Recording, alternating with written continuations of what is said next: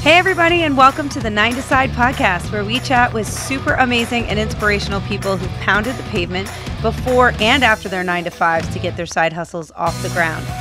After listening to the interviews with these amazing guests, you'll walk away with a refreshed pep in your step and a newfound motivation to make your side hustle a reality.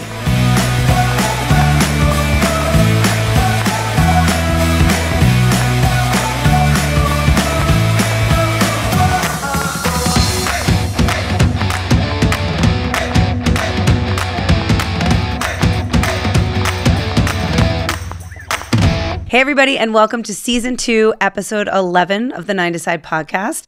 I think that I mentioned that we moved the day after Christmas, which is straight up insanity. I don't recommend it. Never do it again. It nearly broke me.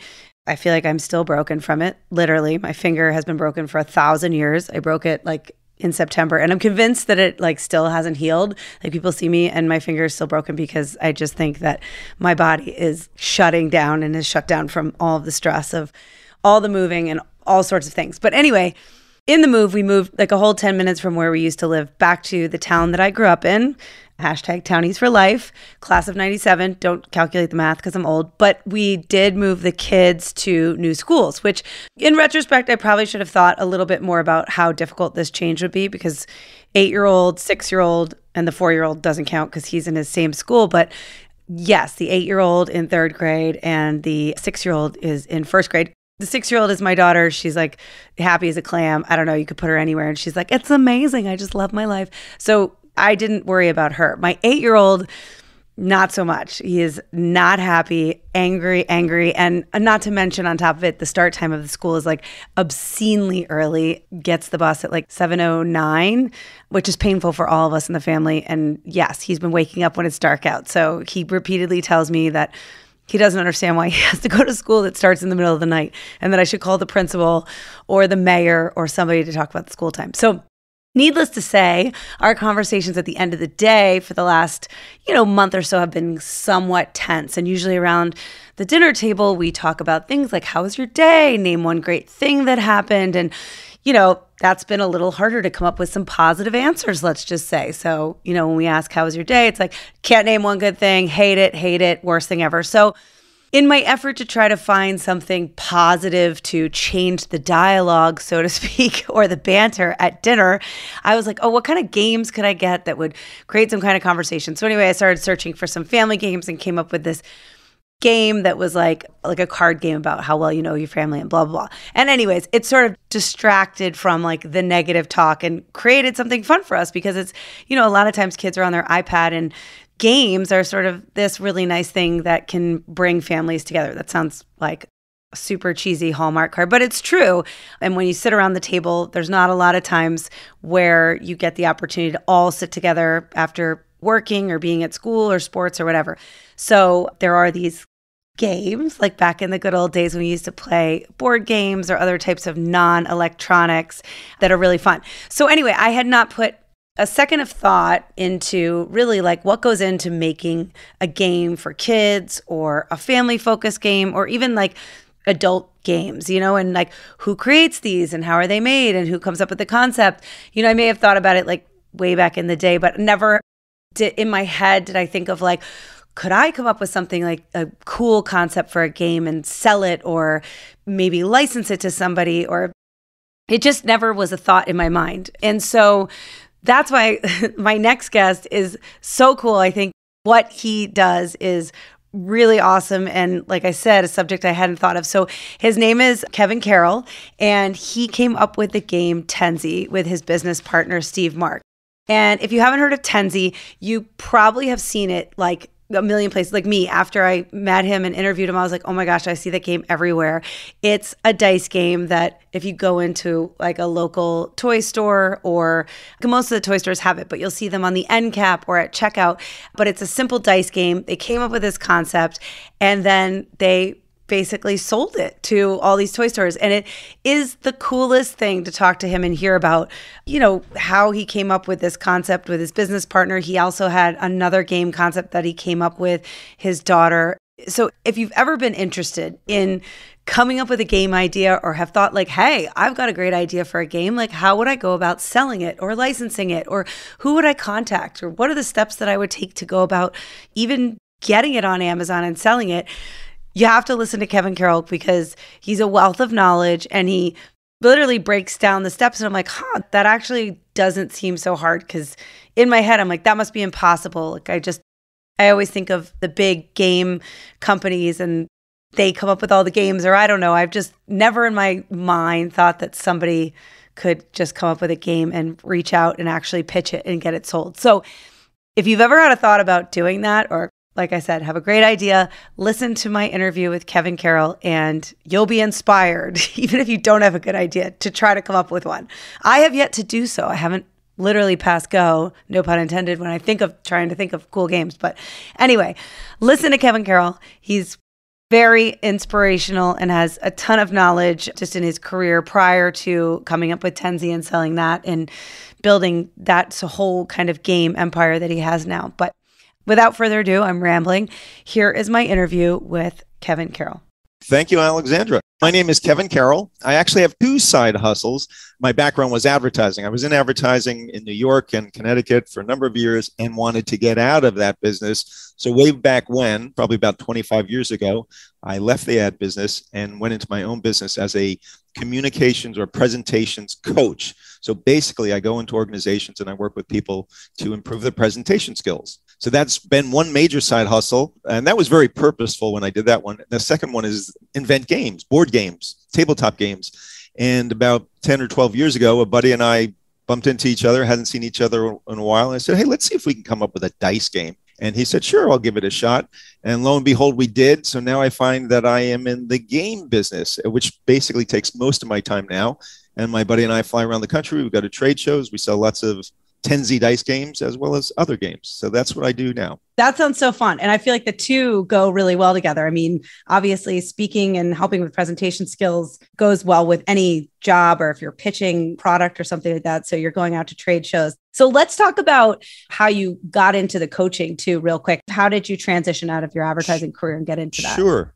So as I said, I wasn't happy at a certain point in the advertising career. So I said, all right, what am I going to do to extricate myself from it? And at the time, young children, mortgages, the whole thing. And my older sister was a presentation coach. I looked at her and I said, wow, she's been doing it for years and she's very happy and she's very good at it. I wonder if that's something I could do. So for 5 years, while still in advertising, I spent evenings teaching adult education courses all on how to give effective presentation. And I loved it because what I learned in advertising was what's your point, and then make it really interesting. After 5 years of teaching evening courses, one day I sat down and I said, okay, this is it. I've got to make the jump. And that's when I did it. Did you have enough income? Like when you were deciding to leave this, had you built a website and a client base and you were already had some income coming in? What was the process of deciding to just make that leap since you had a family? The money that I had built up was really retirement type of money, which you really don't want to use. Okay. I was like, would you recommend that to somebody else? Yes, because without that, that was one major, there were times where I had to pull from that. And also I had a great relationship with the management at the ad agency that I worked at. I was very, very pleased with how they treated me, helping me launch my own thing. So that worked well. And then pulling from my IRA. So that was financially how I put it together. And then just hustled to build clients slowly but surely. So when you were building the business, what were the main tactics that you used to get clients in the early days when you started your coaching business? So definitely corporate was my target for two reasons. One, they have the people, and two, companies have the money. I always felt that it would be hard to charge an individual what I needed to charge them in order to coach them. But companies, it's a commodity that they use to accomplish their tasks. So I knew that, hey, I wouldn't be doing this 5 days a week. I'd be lucky if I could get 1, maybe 2 days a week doing it. And how was I going to make that work? So I targeted companies. They had the need, they had the people, and they had the budgets to bring me on. And basically, I never did cold calling. It didn't work for me. I don't believe in it. So what I did was warm marketing, which is my network of friends and family. So you don't believe in cold calling at all? I really don't. Those that can do it, fantastic. That's great. So then how many clients do you feel like you had or you need to have? Because you still have this business going to this day, right? Right. I do. It's the game business is the predominant way I spend my time and where my income comes from. But I still do have the other business. Yes. Okay. You've got clients on the side. You're working with them. tell us about like how the idea for Tenzi came up. Well, I'll step back a little bit with that. So when I left advertising, that was 1996. And around 2008, so 12 years later, I've always liked games. And I had an idea for a game. This was before our dice game, Tenzi, which we had launched. But I had an idea for a game. And somebody, I was talking to this woman who was my coach in my corporate business. And she said, how'd you come on your objectives, Kevin, in my corporate business? I said, well, I actually didn't do my objectives because I spent my time creating a game. And she was such a wonderful coach. She said, well, what do you mean you were creating a game? And I told her, well, I had invented a game, but I don't know what to do with it. She goes, oh, you need to meet a friend of mine who lives in Norwalk, Connecticut, right next to where I live. And she's a game agent. She finds people like you and matches them with companies that have a need for a product. So I met this woman, one thing led to another, came up with a couple of game ideas with her. And she called me one day. She said, guess what, Kevin, I sold your game. You're basically licensing it. Your game, this again, before Tenzi, before the dice game, before teaming up with my old friend Steve, with my daughter and I, we created a game called Pickles to Penguins. And Pickles to Penguins was licensed to a company. That was sort of my entry. It just sort of happened organically. But before I knew it, I was licensing this. And then shortly thereafter, after I did this licensing, I bumped into an old friend of mine, literally cutting down Christmas trees. And he said, what are you up to? And I said, well, I still do my corporate training and I love that, but I think I'm in the game business now.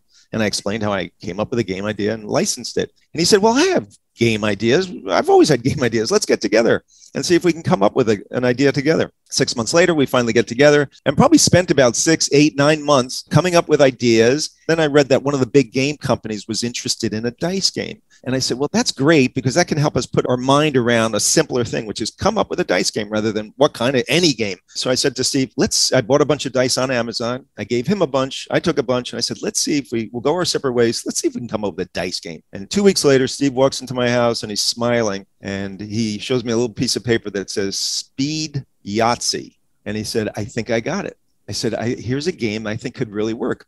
And he basically told, and the game is this simple. He said, everybody gets 10 dice, and that's why we call it Tenzi. Oh, that's where the name, I was going to ask you where the name Tenzi came from. Okay. Yeah, it's that simple. We're simple games by simple people, Alexandra. Simple. I love it. And so when he told me, everybody gets 10 dice, you roll them as fast as possible. Whoever can collect 10 of the same number before anybody else can collect 10 of whatever number they're going for, they yell Tenzi and they win. We played it. We tweaked it a little bit. We simplified it even more, believe it or not. And then we put together some prototypes, and I can continue that story in a little bit. But that's how we got together and launched this thing. That was the very beginning. I want to back up a little bit because I feel like you make it sound very easy to just come up with a game and then get it licensed and marketed. So if people are listening, somebody's interested, for someone who specifically would be interested in games, ideas for games as a side hustle, what are the steps that you need to do to kind of try to get that out to the market? Because you mentioned licensing first. So talk to me about that. The two avenues one can go down is licensing or manufacturing.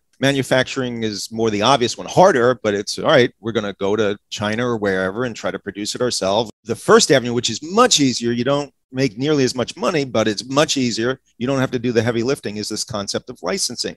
And the way it worked was my daughter and I, she was 15 at the time, we had this very simple idea called Pickles to Penguins. It was a card game, basically, really, really simple. And we put together, I think I went online and bought some flashcards with objects and items on it, which is the essence of what that game is. So we put together a rough prototype and then had met this woman in Norwalk. Game Bird is the name of her company, Game Bird, and her name is Mary Elroy. When somebody overheard that I had a prototype, they said, oh, you got to meet Mary Elroy, who's a game agent. She matches game inventors like yourself, Kevin, with game companies. And so I met with Mary. She helped to refine the concept of Pickles to Penguins. And she said, all right, now I'm going to start to shop it around, see if we can get interest. And she probably, I don't know, however many companies she reached out, somebody really liked it. And they said, hey, we want to license it. Basically, every deal is different, but basically when you license it, you'll end up with about roughly 5% of the wholesale. So let's say the game was to retail, like mom would buy it and dad would buy it in the store for $20. Well, the wholesale is $10. Okay. That's what the manufacturer is selling it to the stores for. Well, you would get 5% of that $10. So you'd make 50 cents a game. Not like I made big money from it, but it was more the whole concept of, wow, I'm in the game business now. This is legit. Somebody's That's out there, so they're cool. producing the game. Yeah, it was great. Somebody's producing the game, and I guess I'm good enough that I can come up with ideas. So, well, I have a question about the agent. So in other areas of talent, like getting an agent for hosting or something, it's very difficult. For a game agent, for instance, if you are to come up with a prototype in terms of investment, like what are you talking about investment, what you did initially before you met with the gaming agent to like put the prototype together? Like how much? Maybe $100, maybe. Okay. Amazing. So, and in fact, from the research I was doing way back when, people tend too hard. They spend a lot of money. They really try to get the prototype perfect. They do a lot rather than, no, keep the prototype rough. And whether you go to a game agent or you could contact the game companies directly, you can't find an agent or don't want to go through an agent, you start knocking on the doors of Mattel or Hasbro or dozens of other companies and pitch them your idea directly. But again, getting a prototype for us, the prototype was not very expensive at all. You could play the game and within moments, they're going to know if that's the right game for them or not. Right. Then you've got the agent and you go through them. Do you get credit? Do you get your name on that game like forever and ever? Is that potentially always your game and you're going to get royalties on that for eternity? All that is possible. And yeah, they did put, that's part of the contract. I think we have maybe Game Bird that went on the box. And they will pay you some money up front. And then when they sell games, they'll apply those 50 cents. And yeah, that could go into perpetuity. Now, sometimes that company who, let's say ABC Game Company, bought it or licensed it from us, they might want to sell it to another company. You still have your licensing rights. You'd still get your royalties, but that game can go to possibly other different companies. In fact, that happened with Pickles to Penguin. And then eventually the company that had it said, hey, we'd like to buy you guys out. So then they proposed to us to buy us out of our royalty or licensing rights. Is it still on shelves? Can you still buy that game? Yes. Yeah. It's on Amazon. That is so cool. I'm so interested in this particular industry because I feel like I don't know anything about it. Once you're connected with an agent, is it much easier now that you have that relationship to then be like, all right, I'm good at coming up with game ideas and knowing that you've got that connection, having Mary as your sort of point person, you can go back and she'll help you pitch other ideas? Yeah, yes, exactly. So she'd often say to me, hey, what other ideas do you have? And I'd come up with ideas and sit down with her and we'd go through them. And again, she in very short order, and she's looking at the prototype saying, yes, no, maybe. And probably, one out of every 3 games, maybe she'd say, yeah, there's some possibility. I know 1 or 2 companies that may be interested in this, and she'd pitch them and they may or may not be. Having an agent was a great thing. In terms of when you exited, what kind of figure, like what do you get for like a game that you license to a company that you exit in a deal? Is that money that you could live on? Yes. So it all depends on how successful the game is. And it also depends on the game company and how they view the future of that game. Like, wow, we can really blow this out and that's going to have more potential. We made approximately $100,000 that the agent and I split. When you license a game too, the other part is that they're marketing it for you and doing all of that. They're doing it all. So when you license it, you basically hand over the prototype and they'll confer with you and say, hey, how do you want to take a shot at the rules or because you'll give them as well, but they'll change the rules. They'll tweak the cards. They're going to come up with their own look and feel. And as a nicety, they'll keep you involved, but you're basically out of it and they're doing all the heavy work, which is an amazing model when you think about it. Yeah. And you can license not only toys and games, but when you have product. So it's a really amazing way to go to business. Yeah, it sounds really great, especially a side hustle. If you're not looking to need that revenue as your full-time career and you're doing it as a side hustle, it seems like a great way to get your idea out there. So let's shift to Tenzi and your friend and that story, and kind of you guys did a different model of that. So you came up with the game, you told us about that. Talk to me about getting that produced, and you obviously you didn't go through the agent or do that, right? So talk to me about how that came up. When Steve came by that day, we were playing the game and we said, yeah, maybe we've got something here. He said, it's so simple rather than licensing. And all I could think of was licensing because I didn't have the time or the know-how to, how do you manufacture and launch a game? But Steve, I call him like a marketing MacGyver. He just figures things out. What's his career? What was his full time? He was advertising. He worked at the same agency where I worked at. He was a creative guy. So he's a writer. And we had good chemistry together. So he said, hey, it's just dice. And I think we could probably figure this out. And I said, well, again, I don't have much time and this, that. He goes, no, I'm willing. He was in a kind of a transition.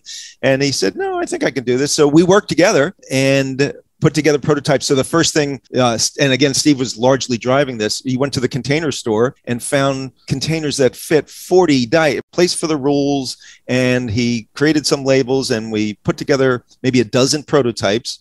This was maybe 3 weeks after the original idea when Steve presented it. And Steve drove up my way and we said, all right, let's start to knock on doors and see if we can get some traction in specialty toy stores. So not the Walmarts, not Target, but the mom and pop specialty stores like a Learning Express or Tom's Toy Store or whatever it may be. So we had our prototypes, and the first store said, no, not interested. The second store said, no, come on back later. And then the third store we walked into in Fairfield, Connecticut on October 30th, 2010, we met the most perfect woman in the universe, because we walked in there, it was 10 a.m. Everything was 10, 10, 10. It was the 10th month, it was 10 a.m. And we said, hi, we're local game inventors, and we have this new game, new dice game, and we're wondering if you'd consider carrying it. And she said, hey, guys, if you can tell me how to play your game in less than 30 seconds, I might be interested. Now, there's never been a game that's better than Tenzi for explaining in less than 30 seconds. She goes, oh, my gosh, I love that. Give me your prototypes. So we hand over the prototypes, and Steve and I are hanging out in the store looking for other ideas and packaging tweaks that we were going to do to the product. 5 minutes later, she yells over, hey, guys, I got your first sale. And sure enough, this woman, Celeste, she's the very first customer that walked in. She said, hey, I got a brand new game here. And there's the inventors right there.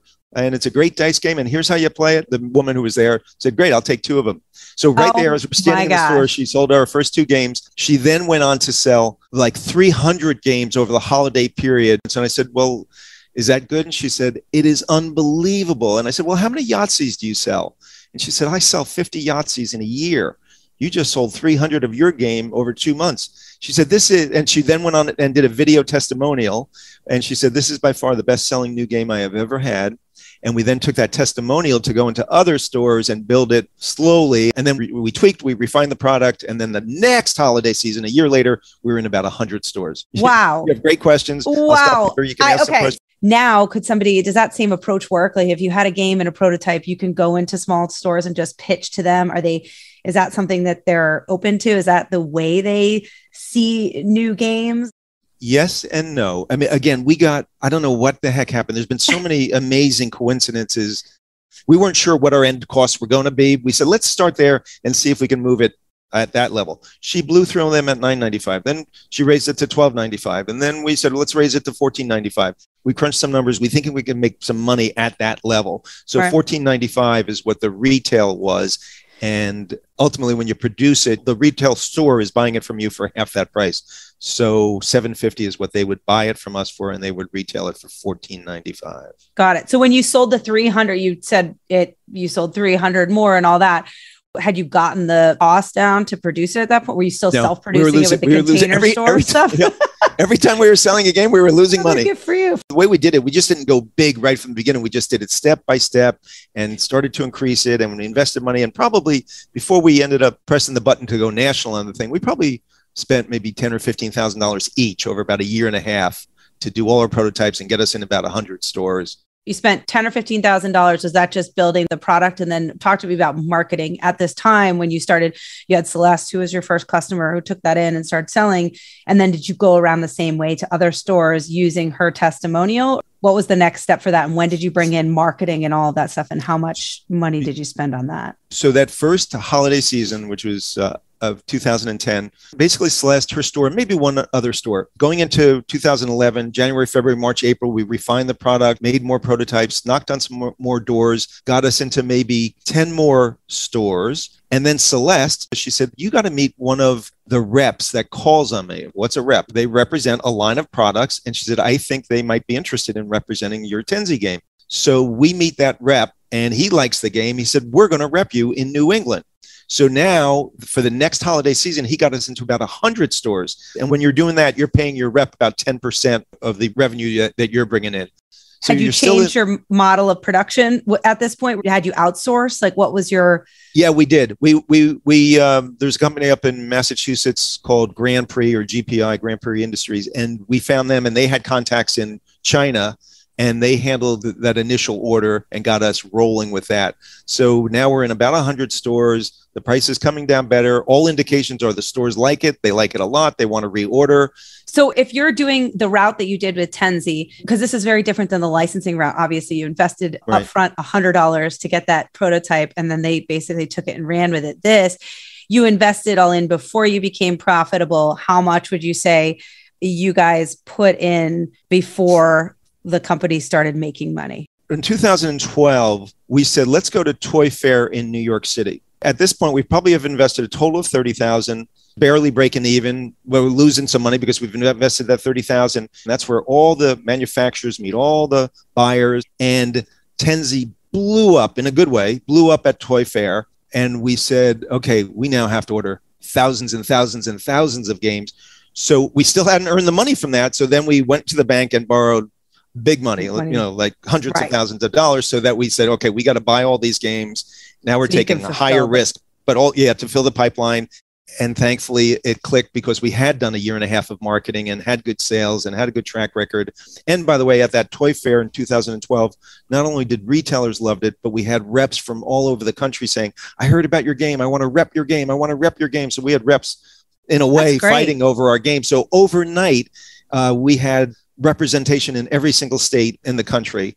Two questions. One, the Toy Fair that you mentioned, if somebody has a game or whatever, is that something you could just sign up and pay to be a part of? Do you have to apply? Do they have to accept you? How does that work? So you buy a booth. Now, at the time, it was for us, it was a 10 by 10 foot by 10 foot booth that you pay about $3,000 for 3 days or 4 days. And then at Toy Fair, they do have a new product area, so that if somebody doesn't want to invest that much money, they might get maybe a quarter of a 10 by 10 booth. So they're going to get a smaller area. I'm going to make up a number. Maybe it costs $1,000, $1,200 for the few days that you're there.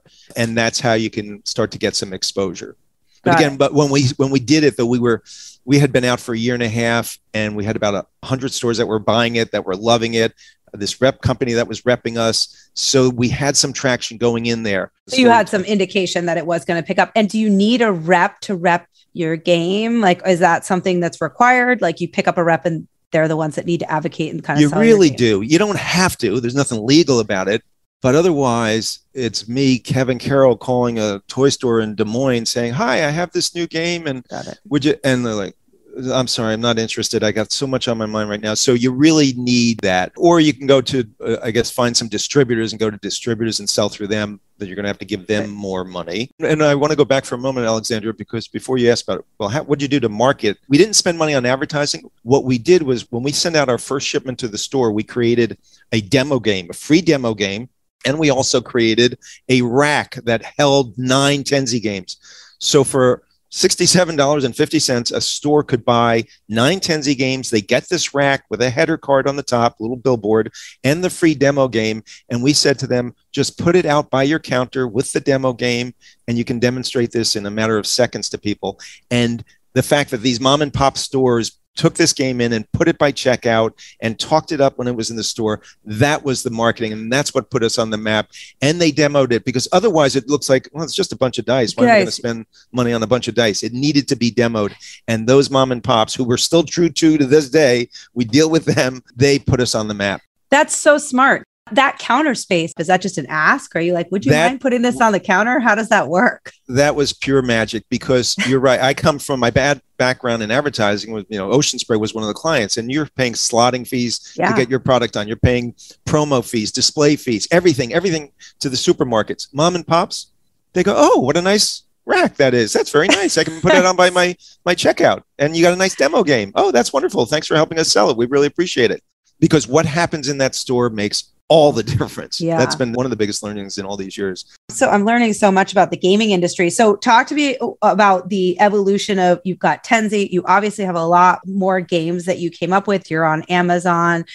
Talk to me about how that came about. And then is there also like a word of mouth component? You've got the mom and pop shops, but there's social media now and people talking to you, leverage Instagram and Facebook and those kind of channels as well? Or what's your main source, I guess, today with your other games that you've come about to kind of spread the word and and advertise and market, get new followers? Sure. Well, so there's a lot there. One is about the games and then the marketing. So I'll go at it. We'll see if something sticks. Go back. So we had Tenzi. Then we came out with a set of cards, which was 77 more ways to play Tenzi. Because in the game itself, there's about 5, 6, 7 ways to play it. Then we came out with a set of cards with 77 more crazy, silly, goofy, simple ways to play this game. Then we came out with the Tenzi Party Pack, which was not 4 sets of dice, but 6 sets of dice. So we were blowing out the Tenzi brand, and it was doing great. And they wanted the cards. They wanted the party pack. And every time we'd go to another trade show, they'd say, what's your next game? What's your next game? We go, not yet, because we didn't have a next game. Right. Like, no, just stay focused on Tenzi. Tenzi's doing well. They go, no, we know something. They wanted something. So then my son started to pitch us ideas because I explained the licensing round. I go, hey, if you want to license a game to us, and if we like it and if we produce it, you could stand to make royalties. So he would pitch ideas to Steve and I. We'd say make it simple, but even at that, they were too complicated because if you're honestly, I got the attention span of a gnat. So if you're talking for more than 20 seconds, I'm going to lose you. And what we learned from Tenzi is that was the secret to the success. So Colin got the importance of simplicity. So he pitched us an idea that he called Slapsy. It's a card slapping game, really simple, really fast, really fun. And he pitched it. I liked it. Steve liked it. We went ahead and produced that. And the model that Steve and I have emblazoned in our head is, okay, we're at a trade show, a store walks up, they need to understand how to play it in seconds, and they need to be laughing in seconds. So within 1 minute, all that has to happen, and Slapsy hit the mark. So that's how we came up with our second game, and then we've had other iterations, and Colin has come up with 2 of our best-selling games. In fact, the most recent one is Buildsy, and it's a speed building game. And basically, we are now in all these stores, probably at 3,000 stores. And once you're there and they like you, they're saying, give me your next game. What's next? And they play it. If they like it, they'll take it on. And now you have distribution on that as well. And all our games end in ZI. So it's Tenzi, Slapsy, Buildsy. So now we're building a brand across the line so that people, when they see it, go, oh, that's probably from the Tenzi guys. And so is everything do you think it's a big differentiator in the game world to be, like you said, fast, understand the game in 30 seconds? And does that make a big difference in terms of how successful you've been and how catchy it's been? For us, it's been all the difference. It's been our key to success. There are plenty of games that are slower, strategic, wonderful games, and they can do very well also, but it's a much harder sale. And these days, with people's time and attention, they have so much distraction. That store owner is thinking, all right, mom or dad is in the store or the kid's in the store. I need to be able to share this new game idea and try to capture them within seconds. So that's why simplicity has worked for us and has worked for the stores. So I think it's easier that way, but you could still have something that's a little bit more complicated. Yeah. And so when you come up with a new line, obviously your name is out there. It helps market itself. What kinds of marketing are you doing for the new games? We just got back from a trade show. I was out in California for the group is called ASTRA, which is the American Specialty Toy Retailers Association, which means mom and pop toy stores around the country. So when we have a new game idea, we will introduce it there and that markets it and gets it into the store. And then the heavy lifting comes at the store level again. We're not spending ad dollars. We do a little influencing, we do a little social media, but we let the stores do their thing. And that's how we do our marketing still, is through the stores. This seems like a great avenue to a side hustle, just because I think a lot of people that you talk to, so much of it is like building your audience, finding your audience, marketing. And so many people just drop so much money into that, or just trying to figure out how to do that, taking classes and that. And yours, it's like the audience is that store. Like you said, it's at the store level. You get it into those stores, and that's where the selling happens. So you don't have to worry so much about finding your audience outside of the store itself. And I am probably making it sound easier because we've been doing it for 12 years and I'm capsulizing, hey, we did this and we did this. But the odds of failure were really, really, really high on so many different levels. But it's a really interesting, it's not every day you talk to somebody who's in the game, the world of building and selling games. So it's really interesting. What would you say was like one of the biggest setbacks you had? So one of the biggest ones, after that first year at Toy Fair, when we said, wow, let's order a whole bunch of games. And we ordered, I don't know, I'll make up a number, but maybe not too far off, 25,000 games. And they come in and the stores are anxious to get them in their hands. And then the phone starts ringing, thinking, oh, great, they want to order more games. Well, before they wanted to order more games, they wanted to give us a little feedback. And the feedback was, hey, we got your games. We really like it, but the bottoms are falling out and I've got dice all over the floor in my store. And we'd apologize profusely. And then they go, no, that's okay. We'll fix it. We'll get them back in there. And we do want to order some more, but you guys got to know that you got to fix something along the way there. Who knows what caused it, but there wasn't enough glue on the bottoms and bottoms were falling out. And that's where actually the reps came in, where the reps could do some damage control for us. And the reps also, I remember one rep talking me off the ledge. Things could be over now. He goes, no, you got a great game. They love it. You got a little production problem here. Right. So that was a major stumbling block at that point, but we fixed that in short order. And then another thing, a tough one, was our third or fourth game called Tenzi, like the word pear, which is also a simple game, but perhaps not as simple as the other ones. That was doing well out of the box, out of the chute when we started, and we were filling pipeline. And by that point, I had gotten tricked into success, thinking, oh, wow, Tenzi was success and Slapsy was a success. And here's Tenzi. Well, we were filling pipeline and then went out and ordered a whole bunch of games because it was fitting the same pattern of those other games. And then what happened is it slowed down. It was a little bit more complicated, or we didn't put it top of mind, or any number of different things. So then and now we found out, wow, you got a lot of inventory on this game that's not a fast mover like the other ones. Good game. People like it, but it's just not moving nearly as fast. So then all of a sudden it's like, oh, okay, we got to hold on to this inventory for a while. So that taught us the importance of don't be fooled by filling up your pipeline thinking, yeah, this is moving right along. No, you're just filling up the pipeline and the end consumer hasn't really bought into it yet. So yeah, no, that's a good lesson. And do you use any specific software or tools, like besides for you guys, is there anybody else on your staff that handles inventory management, understanding demand versus what you're keeping, and who takes care of that? We run a really, really thin shop here. We work off QuickBooks. A store will call up and order something. We put it into QuickBooks, and that gets relayed through a 3PL system over to our warehouse in Illinois, and the warehouse packs it and gets it out usually within 24 hours. Wow. So that's the process. As far as inventory goes, we go into QuickBooks and we see what we've sold over the months, over the years, and we project out, okay, how many games do we think we're going to need? And I basically do that. I look at inventory on a frequent basis to see how we're doing. And when the pandemic hit and supply chain problems happened, things got really, really thin to the point where we were basically running out of inventory just as the truck was pulling into the warehouse to fill up the inventory. Yeah. So then we said, okay, we need to have a longer lead time. So at any point now, we have probably 12 months of inventory on hand rather than 6 months. But I'm the one that keeps the eye on the inventory. Got it. And are both of you guys still working full-time jobs? Is this the major revenue generator for both of you? Yes. And do you both still maintain other jobs on the side as well? Or this is the major way we earn our bread. And for me, I still do some of the corporate coaching and training. So as clients, I don't do a lot of it. And I've done so much of it over the years that I've had my fill of it. But if the right client calls up and the job sounds interesting, I'll do some of that, which might be maybe once or twice a month. I might go out and do something. So it keeps me, I like having another thing going. But the game business is 90% of my income and probably 100% of Steve's income. Yeah. Wow. And so what do you see for the next, in kind of closing up here, what do you see for the future of Tenzi and kind of what you would like to do with it in the next couple years? Yeah, we are having so much fun doing what we're doing.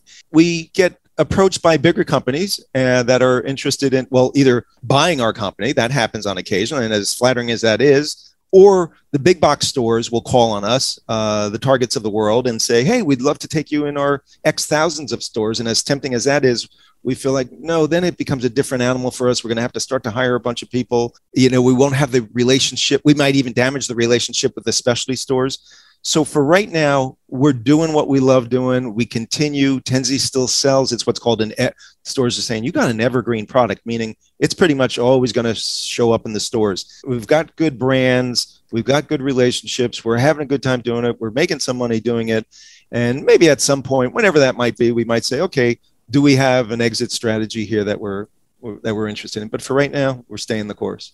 Oh, that's great. I didn't know you. So you don't have an interest in like the big box stores right now. I think that's, yeah. I just am having too much fun and I don't want that now.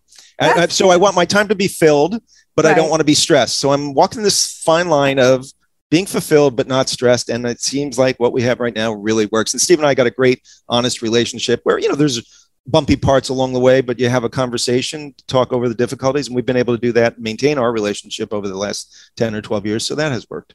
Do you guys want to expand the line, like just continue to create games? Or do you feel like you've kind of rounded out your offering. And now it's just a matter of sort of maintaining and continuing to expose yourself at toy stores and things like that.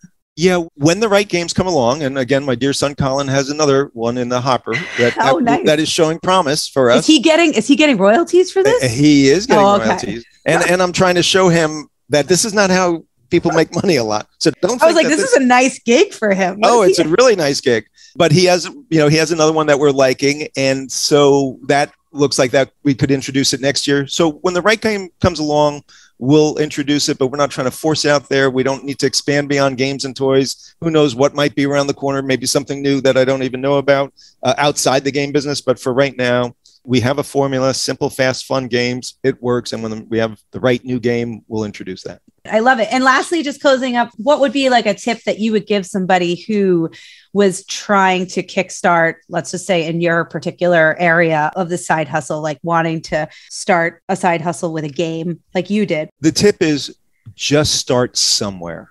Because the number of people have said, I've got a great idea for a game, but I don't know what to do. Then you got nothing. So take your great idea, create a prototype. I don't know how to create, you'll figure it out. Just don't roll up your sleeves, figure it out, jump in. I would also add, which is if you can find a partner, the right chemistry, do that as well, because that can work for you. But you just start the process and start to dig into it. And that's what I recommend, rather than feeling like, well, I don't know what to do. That's a great tip. Thank you. And then lastly, just closing, tell everybody where they can find you, what your website is, all that stuff. So for my corporate, when I do corporate training, it's my name, Kevin Carroll, with 2 R's and 2 L's, kevincarroll.com. That's where my programs and workshops are listed. And for our games, it's Tenzi, Tenzi, Tenzi.com. And you can also go to Instagram and search Tenzi. You'll see us there. So that's it. That's where you can. And if you want to contact me on the game business, it's Kevin@Tenzi. And I like answering questions for people. So if people have questions, they can certainly follow up with me. I'm happy to help them out. That's great. So thank you so much for being on and giving me your time. Appreciate it. Oh, absolutely. And I've enjoyed this.